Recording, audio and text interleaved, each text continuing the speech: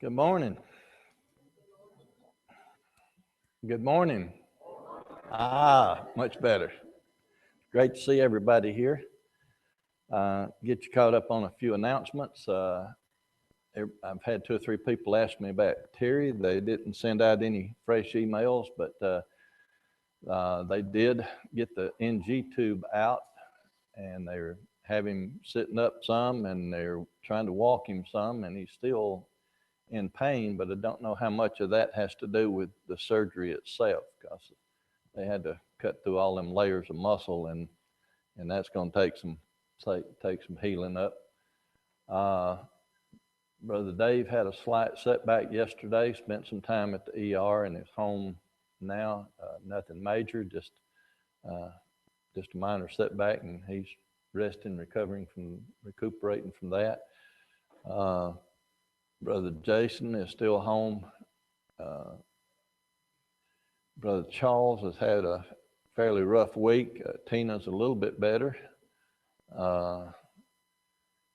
Dot has a busy week coming up. Tomorrow she will go see a dietitian to try to get how they're going to eat or how she's going to eat. Wednesday, they're doing the port. Thursday and Friday will be the first rounds of chemotherapy. So we really need to keep that family in our prayers. Rick's had a rough week. He left work yesterday with his heart issue.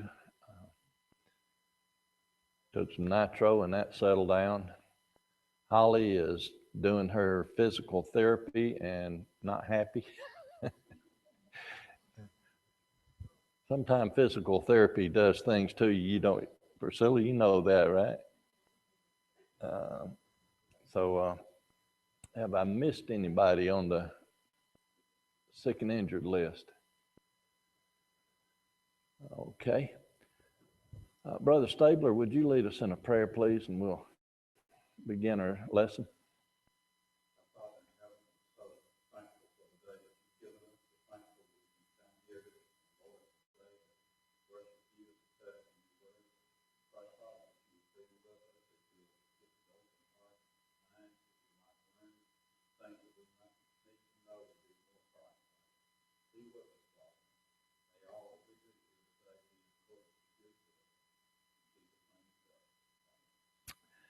I knew I forgot one. I want to thank everybody for your thoughts and prayers on my behalf. The heart cath went fine. As soon as it was over, Doc stuck his head around the curtain and said, "Your heart's good." So, and then he talked to me a little bit more after, and while I was, after one of those things, you got to wait 2 hours before you can come home. So they make sure they got the artery from stopped bleeding, and he came in and talked to us later, but said, "You don't need to see me anymore unless something weird happens. So just go to your regular doctor." So again, thank y'all for your thoughts and prayers on that. Today is going to be a little bit on the confusing side as the way we flip back and forth in the scripture. What I'm going to cover today is fishers of men, and then Wednesday night it would be the great physician. But if you look at, we're supposed to go into Matthew, Mark, and Luke. And the way, if you want to write this in, this is the way I'm going to attempt to do it, because it's close to chronological order this way, and there will be some overlap. But in Matthew 4, if we go verses 18 through 22, and then go to Mark 1, 16 through 20, Luke 5, verses 1 through 11, back to Mark 1, 21 through 41, Matthew 4, the rest of the chapter, and then back to Mark to finish the chapter. So we're going to be switching back and forth a little bit there, but that's the way I think will work out best on this. So Matthew 4, verses 18 through 22. and then we'll just read that and discuss it if we need to. Jesus walked by the Sea of Galilee, saw two brethren, Simon called Peter, and Andrew his brother, casting a net into the sea, for they were fishers. And he saith unto them, Follow me, and I will make you fishers of men. And they straightway left their nets and followed him.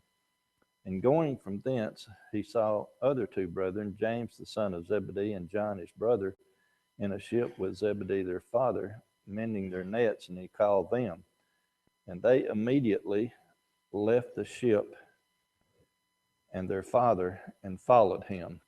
And now if we'll just go over to Mark, we'll start in Mark, verse 16. But is there any questions or comments on that section so far? We've covered this once before about him going and picking his disciples, but now we've got this group that we're going to be looking at, making them fishers of men and some of the things that he does. And as we were discussing him choosing the disciples that would become the apostles, not all of them are listed as to how he obtained them. We do get to a passage though that lists all of them, but we know that these four were fishermen. When we start in verse 16, like I say, some of this overlaps. Now as he walked by the Sea of Galilee, he saw Simon and Andrew his brother casting a net into the sea, for they were fishers. And Jesus said unto them, Come ye after me, and I will make you to become fishers of men. Straightway they forsook their nets and followed him. When he had gone a little farther thence, he saw James the son of Zebedee and John his brother, who were in the ship mending their nets. Straightway he called them, and they left their father Zebedee in the ship with the hired servants and went after him. All right. I think what the interesting point here is that by this time they are adults, probably young adults, probably in their 20s, maybe reaching 30. Their father would be old, and there are many. America used to be this way, that families took care of families. Young took care of old. There are countries around the world where this still happens, that they put the parent on the pedestal. They do everything they can to take care of parents. Here it says that those two boys that were working for their dad basically just dropped what they was doing and left to follow Jesus. And they had a hired hand, but I used to have a business. My son and daughter worked for me. If both of them, and by the way, they were the best workers I had, but if they just up and left me, I would have felt abandoned, stranded. This is the way Zebedee made his livelihood. This is the way he fed his family. So the point is that the two boys just up and left. How do you think Zebedee felt, and what were the boys thinking just walking out on their dad?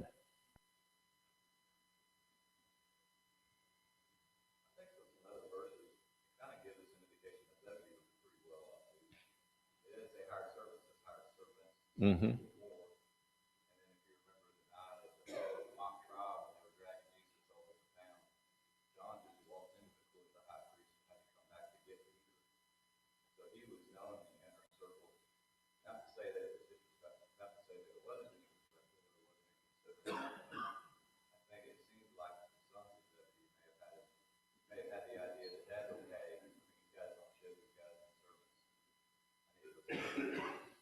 Well, also, I'm reading between the lines. I get the idea that Zebedee knew what was going on too, because if you recall, they were also friends with John the Baptist. So the predecessor that was coming to pave the way, they had already had an inkling of what was going on.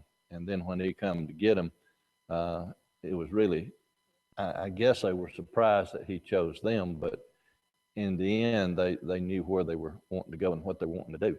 And it was just very important because Christ was now going to change them to being netting fish to going after men, saving men's souls. But then they went into Capernaum, and straightway on the Sabbath day he entered into the synagogue and taught. Now, we've talked a little bit about synagogues before and temples and the difference between them, but we need to remind ourselves of this, particularly when we get on down to one section. When and why did synagogues even come into existence? And I don't want a specific date because I don't think you'll find one. But approximately when or for what reasons did synagogues come into existence? And let's start with, what is the temple for? The temple was designed as the place of worship that every male was to go there 3 times a year, and that's where the sacrifices were made. What are some of the rules governing who can enter the temple?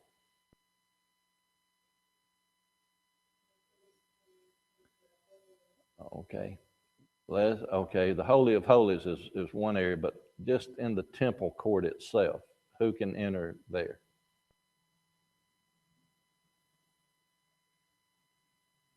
They had to be a Jew. Well, there's indications that there was places for men and women separate, but what kind of physical condition did they have to be in? Had to be clean. They had to be whole. They couldn't go in if they were ill, had certain diseases or cripples or things of that nature. Now, when we get to the synagogue is different from the temple in that it is not a place where they were to go do sacrifices. They were still to do that. And they probably came into existence somewhere around their captivity period, probably the Babylonian, but somewhere in captivity where they couldn't get there. They still had to have places where they could read and study the scripture, and that's what the synagogues are all about. To have a synagogue, and at one point there was over 400, about 480 or so in Jerusalem, but to have a synagogue, there had to be at least 10 that was willing to get together and have it and run it. And then there would be one that would be the governor or the ruler of it that would sort of run the show. But that was so that they could have access, so they could gather for public teaching, reading the scripture, somebody talking to them about what was going on and study. And here they even had one in Capernaum, at least one in Capernaum. And if you notice all the way through, when we're dealing with fishers of men, all the way through, every time they would go to a new location, where would be the first place they would go, if it had one? To the synagogue.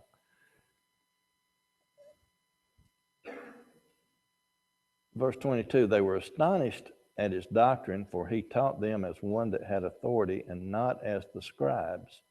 The scribes were those that would write down things and read things, but apparently Jesus here was talking to them in such a way that he was explaining things as one that had real authority. And there was in the synagogue a man with an unclean spirit, and he cried out. Now, this is the reason I went through who was allowed in temples, because synagogues are different. I have not been able to find in any literature where the same rules applied for the synagogue as applied to the temple as far as who could and who could not enter. So we can't make a big deal out of that.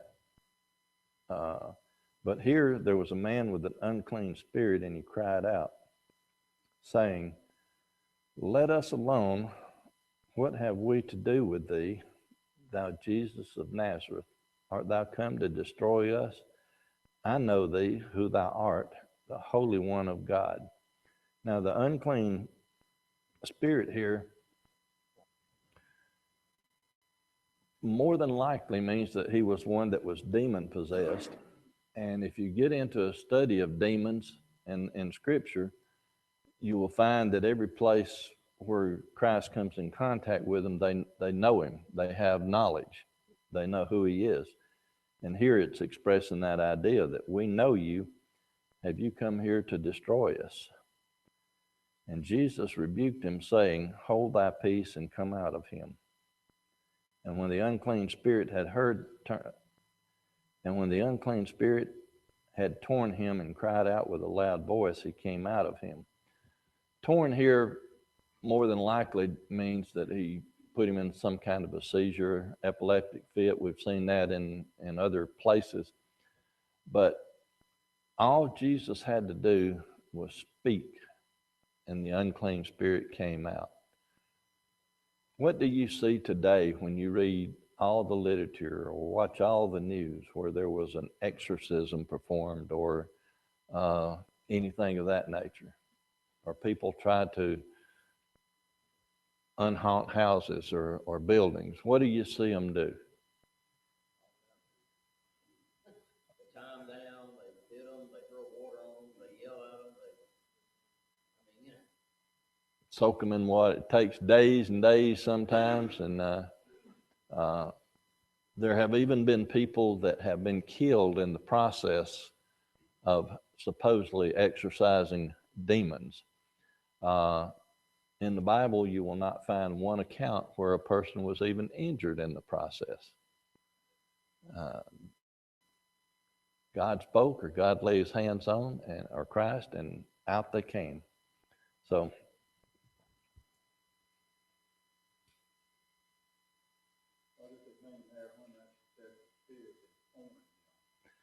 well, if you recall the passage in Luke where the kid was epileptic and would be thrown into the fire and all, it is possible that he just gave him some kind of seizure, but I don't believe that he meant that he ripped his flesh or anything like that.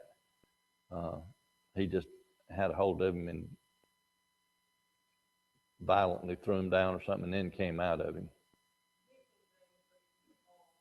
Convulsed him? Okay.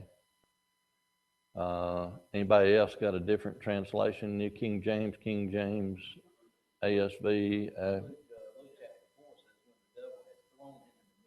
Okay. Different passage. Okay. Very good. Okay. Anything else before we go on?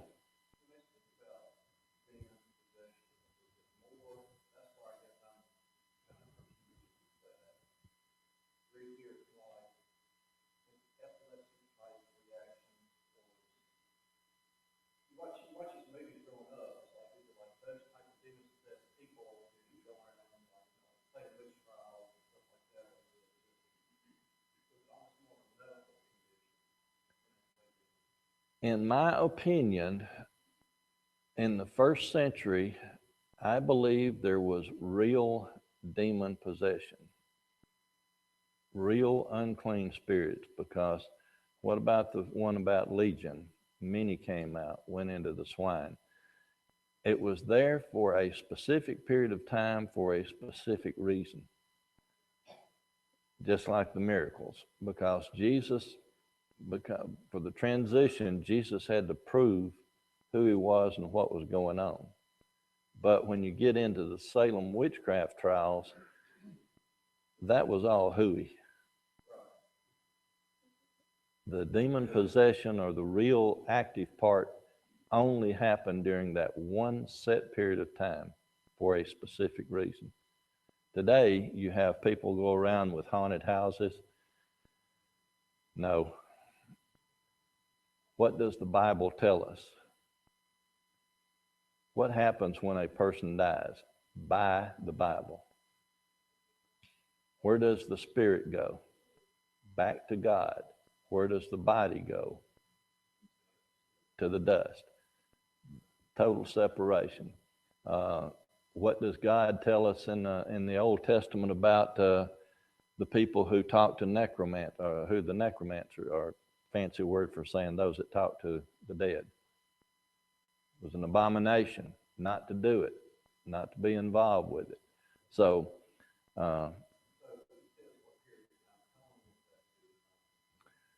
Jesus and his the apostles that had the power to I would say it was a relatively short period of time, like the 3.5 years or so, give or take a little bit, because the apostles had been passed on the power to put unclean spirits out too, to prove who they were. But when the last person with the ability to do it ended, that was the end of it.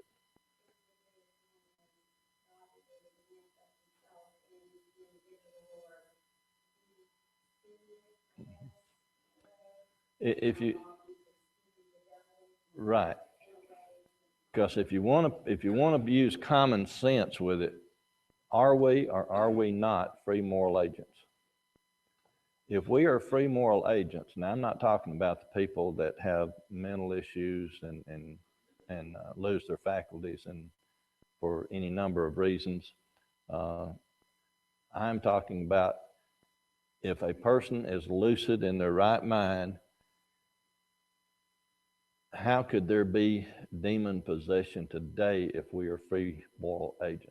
If we had no power to get rid of something, then we're not free, are we? And that's just using a little logic and common sense. So, and the same way with, you'd mentioned the Salem witchcraft trials. Everybody in here has heard of the Salem witchcraft trials, right? Do you know how long they lasted? You know how many people were put to death? The way it is portrayed in the newspaper, the articles written about it, movies made about it, you would think it covered this great long period of time. 3.5 weeks. Lasted 3 weeks. They'd put 21 people wound up dying, most of them in prison waiting because of the way they treated prisoners back in those days. But not every one of them was hanged or burned or drowned. But today, if you were just to sit back and mention Salem witchcraft trials, you'd get this idea that it would lasted for years and that it was massive. Not so. One little snippet of history that they have blown up.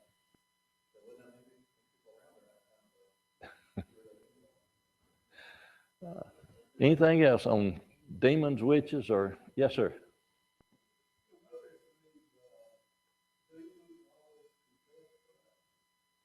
They knew Christ. They knew what was going on.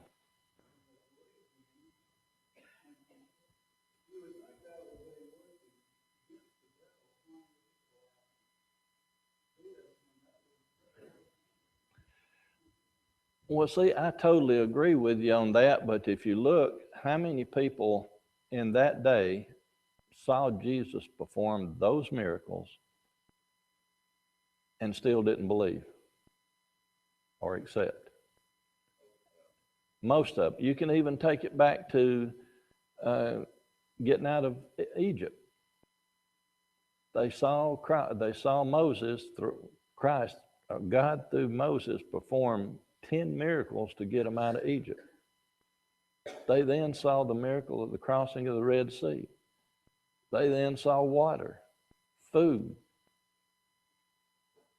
And what were they saying?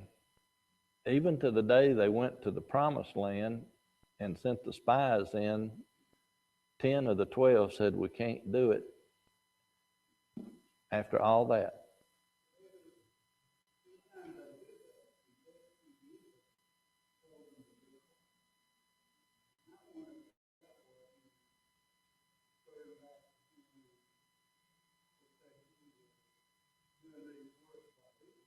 Mm-hmm. Well, that could be that he was telling that because when they accused him of being from the devil, Beelzebub, what did he tell them? If I were doing that, then it would be a divided house. So everything that was done during this period was just to reinforce who he was and that he had the authority and reason to do it. Anything else?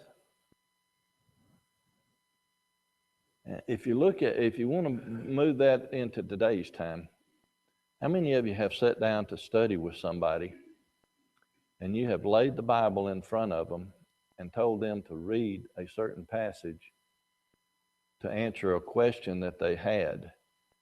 And after they read it, you asked them, do you understand? Yeah. And what's the next word out of their mouth? But I still believe, or I still.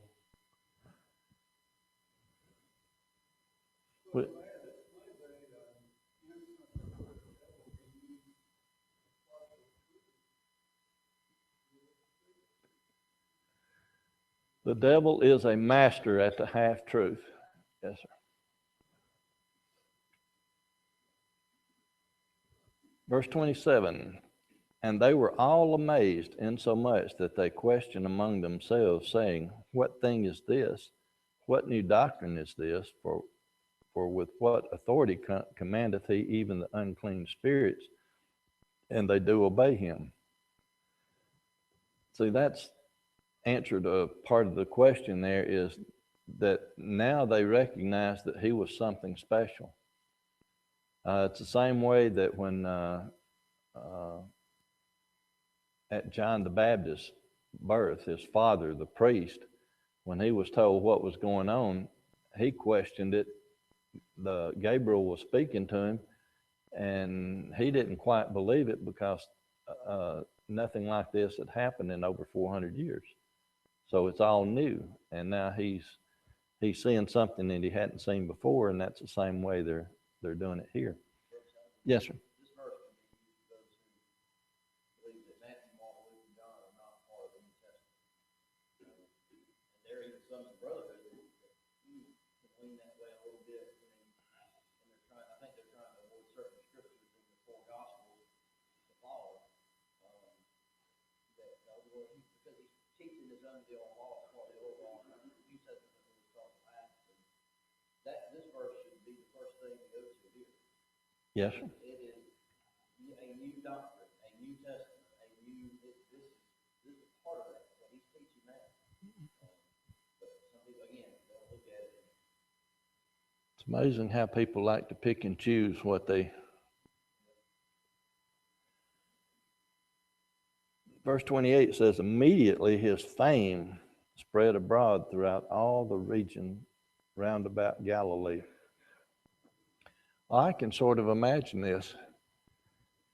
Here's this fellow that comes in, and he not only speaks with authority and tells us things the way it's supposed to be, but look what he did. So, the word spreads like wildfire, which creates some problems. Forthwith, when they were, let me make sure. I've gone a little farther than I meant to. Let's go over to Luke 5. Luke 5. We'll do all 11 verses here, and then we'll go back the other direction. Luke 5.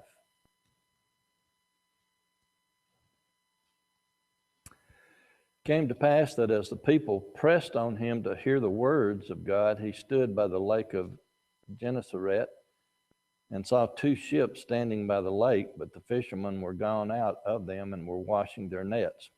Okay. In the synagogue, he did this, and the people were so impressed that they were letting everybody know about it. So now everywhere he goes, great crowds are gathering.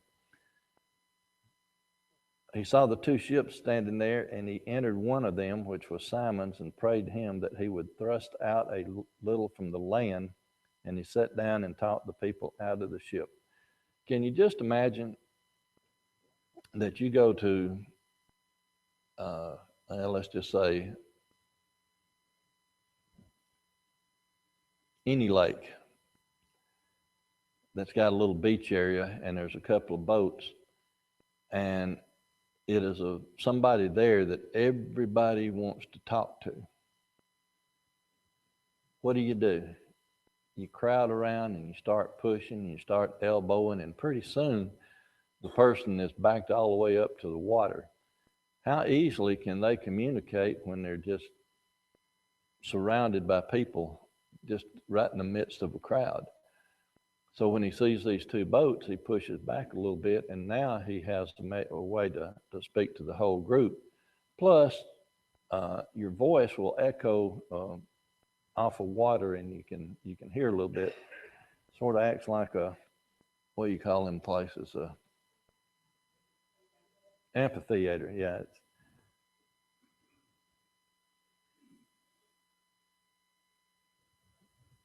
Sat down, taught, and when he had left speaking, he said to Simon, "Launch out into the deep and let down your net for a draught," or a catch. Simon answered and said to him, "Master, we have toiled all the night and have taken nothing. Nevertheless, at thy word, I will let down the net." Any of you in here fish?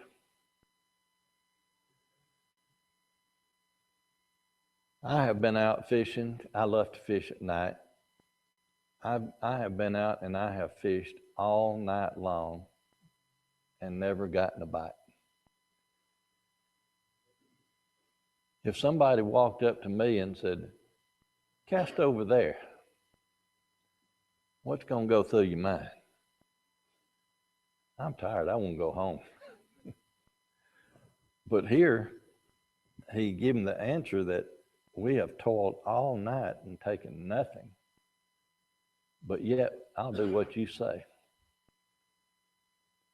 And when they had done this, they enclosed a great multitude of fishes, and their nets brake, or was at the breaking point, I believe would be a better translation. But they had got so many fish that it was about to break the nets. And they beckoned unto their partners, which were in the other ship, that they should come and help them. And they came and filled both the ships, so they began to sink. I have never caught that many fish in my life.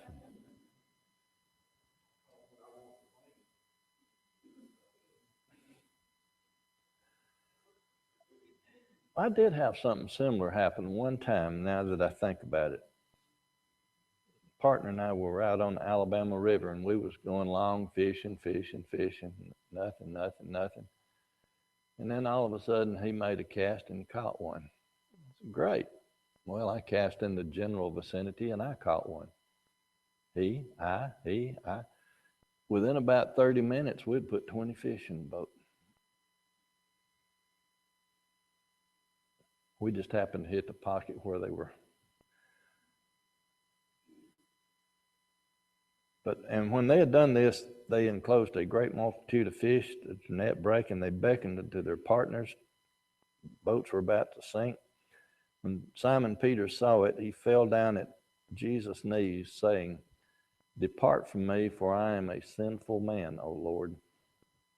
Does that ever strike you as funny? That Simon Peter, he's talking to him, he tells him how to catch fish, and then all of a sudden Simon Peter says, "Depart from me." Let's look at Deuteronomy 5 and verse 26. Deuteronomy 5 and verse 26.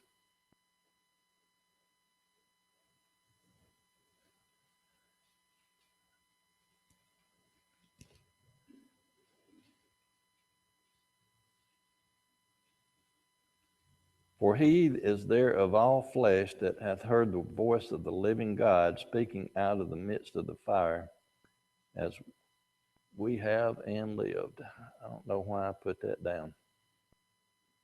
Let's forget that and go on.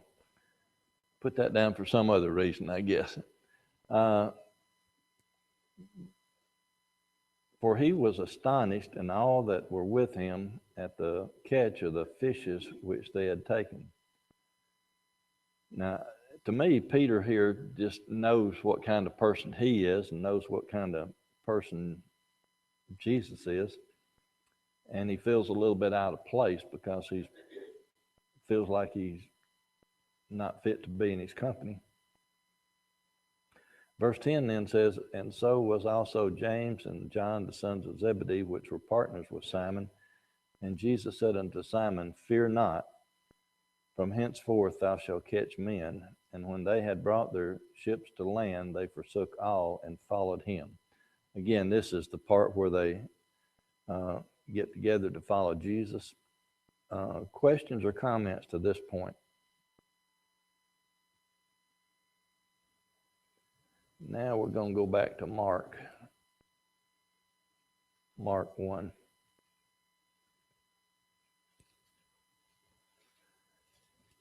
And we'll pick up at verse 26. The unclean spirit had come out, they're all amazed. Immediately fame spread.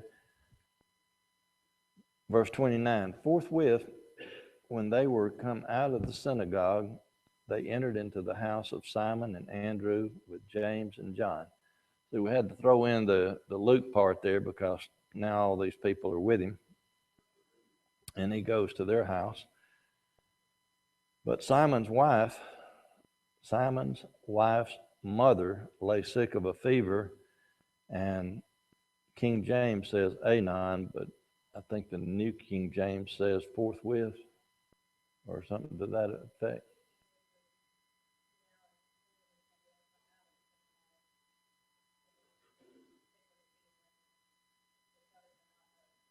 At once, okay, at once. Anon just means forthwith or at once. But they had told Jesus of the fever. And he came and took her by the hand and lifted her up, and immediately the fever left her, and she ministered unto them. Several important points here. One, Simon had a wife. Mother was sick. Jesus performed another miracle by, how did he heal her? Pardon? Touched her. Today, what do faith healers do that you see on TV? Try to give you a concussion, right? Knock you down. All Jesus had to do, and all his apostles had to do that had the power, was to speak or touch.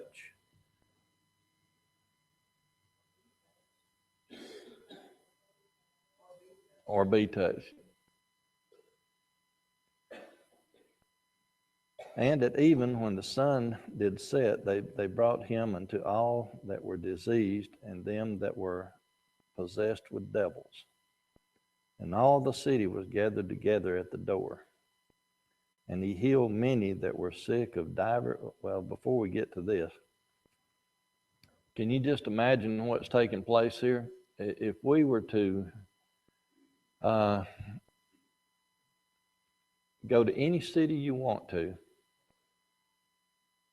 and say that there is a man here that can heal you, how many people that are sick are going to show up?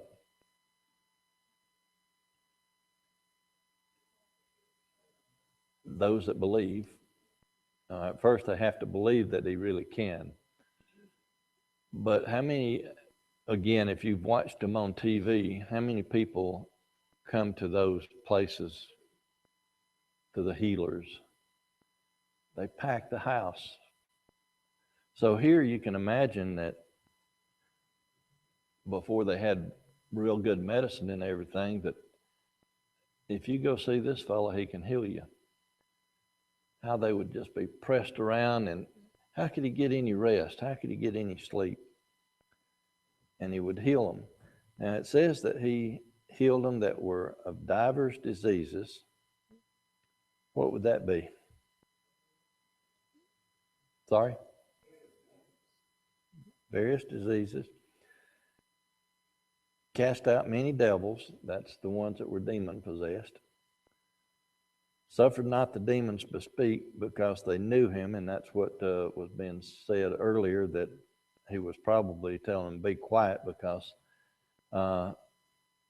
he didn't want them confusing the people, that he was doing it by the power of the devil.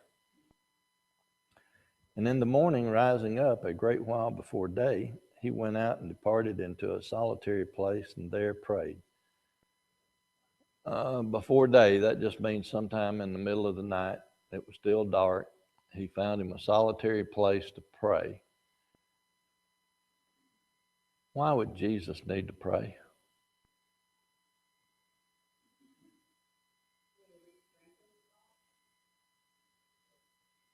What is prayer? Who was God? His Father. So he went out to have a talk with his Father. More importantly than that, he was teaching. He was teaching us that that's what we're supposed to do. Because if you look at the next verse, Simon and they that were with him followed after him. And when they found him, they said unto him, all men seek for thee. So he was just setting an example for them also. And he said unto them, let us go into the next towns, that I may preach there also, for therefore came I forth. So here he tells them that the reason that he was here was to go spread this word, and that they were to go to the next town. Now, some people try to make a big deal out of city and town. But back in those days, the basic difference between a city and town was that cities were a walled enclosure. Towns could have just as many people. If it was a small city and a small town, they could have just as many people, but they didn't have the enclosure. But here he just said, we're going to the next place to preach, because that's why I'm here. And he preached in their synagogues throughout all Judea and cast out devils. There came a leper to him, beseeching him and kneeling down to him and saying unto him, if thou wilt, thou canst make me clean. Now, I find this one particularly interesting, because when the leper came to him, what was the first thing that had to be in the leper's mind? Pardon? Believe that he could. He came to him believing that he could. What did he then do? Beseeched. He begged him. But then he added a little phrase there. If thou wilt, thou can cleanse me. He had the belief that that Christ could heal him. He wanted to be healed. He had belief. But then what was his closing comment to Christ? Your will. How are we to pray today when we ask for things? Same way. God knows everything we need, but if we ask him for it, in the end, it's up to him. If thou will. Many years ago, I was talking to a young man. The whole family was very, they were Christian and they were very faithful, but the father had cancer and would eventually die. And the older brother, we had several conversations, and he could not understand why God did not answer his prayer, because he said, I prayed every day, several times a day, that God would let my father live, and he didn't. And I had to take him over to the passage then that says, if you, whatsoever you ask, forget just how it's worded now, but it's basically that, asking what God wills.